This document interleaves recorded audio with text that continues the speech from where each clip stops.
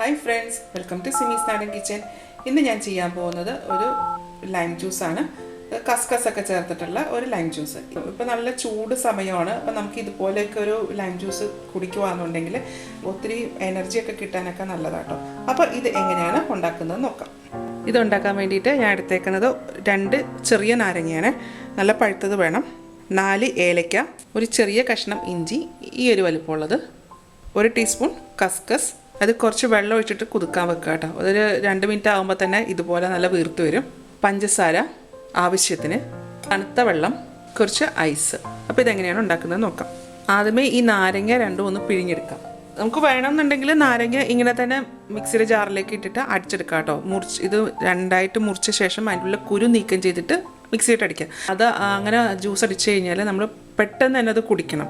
അതല്ലാന്നുണ്ടെങ്കിൽ അത് പെട്ടെന്ന് തന്നെ അതിന് കയ്പ്പ് വരും നാരങ്ങ വെള്ളത്തിന്.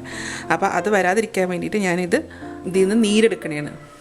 ആ ചെറുനാരങ്ങ ഞാൻ പിഴിഞ്ഞെടുത്തിട്ടുണ്ട്. ഇതിനെ നമുക്ക് മിക്സിയുടെ ജാറിലേക്ക് മാറ്റാം. അപ്പോൾ നമ്മൾ ഇതിൻ്റെ അകത്ത് കുരു ഉണ്ടാകാൻ പാടില്ല കേട്ടോ. കുരു ഉണ്ടെന്നുണ്ടെങ്കിൽ നമ്മൾ അരച്ചെടുക്കുമ്പോൾ ഇതിന് കയ്പ്പ് രസം ഉണ്ടാവും കേട്ടോ. ഏലയ്ക്ക് ഒന്ന് ഇതുപോലെ ഇങ്ങനെ പൊളിച്ചിട്ട് കൊടുക്കാം.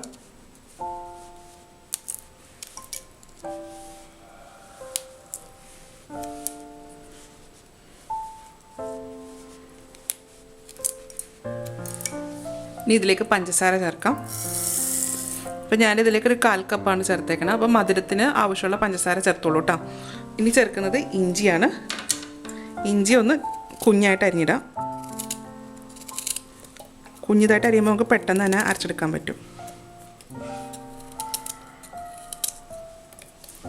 കുറച്ച് ഐസ്. ഇപ്പോൾ ഞാൻ എടുത്തേക്കുന്നത് 1/2 ലിറ്ററിൻ്റെ വെള്ളം കേട്ടോ. അപ്പോൾ അതിൽ കുറച്ച് വെള്ളം ഒഴിച്ച് കൊടുക്കുന്നതാണ്. ആദ്യമേ തന്നെ ഫുൾ വെള്ളം ഒഴിക്കണ്ട. ഇനി ഇത് നന്നായിട്ടൊന്ന് അടിച്ചെടുക്കാം. ഇതൊന്ന് അടിച്ചെടുത്തിട്ടുണ്ട്. ഇനി ഇതിലേക്ക് ഞാൻ ബാക്കിയും കൂടെ വെള്ളം ഒഴിക്കണേന്. അപ്പോൾ ഇതിൻ്റെ അകത്ത് ഇപ്പോൾ ഞാൻ 1/2 ലിറ്റർ വെള്ളം ഒഴിച്ചിട്ടുണ്ട്. അപ്പോൾ ഇതിലേക്ക് എനിക്ക് കുറച്ച് മധുരം കുറവായിട്ട് തോന്നുന്നുണ്ട്. അപ്പോൾ ഞാനിതിലേക്ക് 1 ടേബിൾ സ്പൂൺ പഞ്ചസാരയും കൂടി ചേർക്കുന്നുണ്ട്. കുറച്ച് കുറവേ ഉള്ളൂ. അത് ചേർക്കാം. ഇനി ഇത് വീണ്ടും ഒന്നും കൂടെ അടിച്ചെടുക്കാം. ഇനി നന്നായിട്ടൊന്ന് ബീറ്റ് ചെയ്യണം കേട്ടോ. നമ്മൾ ആദ്യം കുറച്ച് വെള്ളം ഒഴിച്ചത് എന്തിനാണെന്ന് വെച്ച് കഴിഞ്ഞാൽ നമ്മൾ ആദ്യമേ തന്നെ ഫുൾ വെള്ളം ഒഴിച്ച് കഴിഞ്ഞാൽ അതിൻ്റെ താഴെ ചേർത്തേക്കണ ഇഞ്ചിയും ഏലക്കയൊന്നും അരഞ്ഞു വരത്തില്ല. അപ്പോൾ അതിന് വേണ്ടിയിട്ടാണ് നമ്മൾ ആദ്യമേ കുറച്ച് വെള്ളം ഒഴിച്ച് അടിച്ചത്. ഇനി ഇത് ഇപ്പോൾ നമ്മൾ ഫുൾ വെള്ളം ഒഴിച്ചിട്ടുണ്ട്. ഇനി ഇതൊന്ന് നന്നായിട്ടൊന്ന് ബീറ്റ് ചെയ്തെടുക്കാം. ഇത് നന്നായിട്ട് ഞാൻ അടിച്ചെടുത്തിട്ടുണ്ട്. ഇനി ഇതൊന്ന് അരിച്ചെടുക്കാം. എന്ന് വെച്ചാൽ നമ്മൾ ഇതിൻ്റെ അകത്ത് ഇഞ്ചിയും ഏലക്കയൊക്കെ ചേർത്തിട്ടില്ല. അപ്പോൾ അതിൻ്റെ തരിയൊക്കെ കുറച്ച് കിടപ്പുണ്ടാവും. അപ്പോൾ അതുകൊണ്ടാണ് അരിച്ചില്ലേലും കുഴപ്പമൊന്നുമില്ല. നമ്മളൊരാൾക്ക് കൊടുക്കുമ്പോഴത്തേക്ക് അതൊക്കെ കിടക്കുമ്പോൾ ഒരു ഇതല്ലേ. ഇനി ഇത് നമുക്ക് ഗ്ലാസ്സിലേക്ക് മാറ്റാം. ആദ്യമേ നമുക്ക് കുതിർത്ത് വെച്ചേക്കണ കസ്കസ് ഇട്ട് കൊടുക്കാം. കസ്കസ് വേനൽക്കാലത്ത് കഴിക്കുന്ന ഒത്തിരി നല്ലതാട്ടോ. നമ്മൾ ക്ഷീണമൊക്കെ മാറ്റാൻ നല്ലതാണെന്നാണ് ഇപ്പോൾ പറയണത്. അതുപോലെ വെയിറ്റ് ലോസിനും ഒക്കെ നല്ലതാണ്.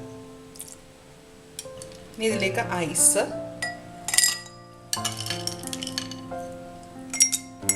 ഇനി ഇതിലേക്ക് നമ്മൾ അടിച്ചു വെച്ചിരിക്കുന്ന ലൈം ജ്യൂസ് ഒഴിക്കാം.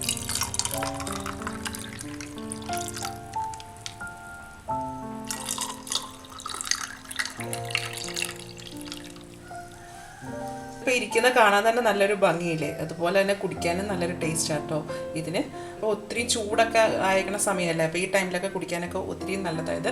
അപ്പോൾ ഇത് എല്ലാവരും ഇതുപോലെ ഒരു ലൈം ജ്യൂസൊക്കെ ഉണ്ടാക്കി നോക്കുക.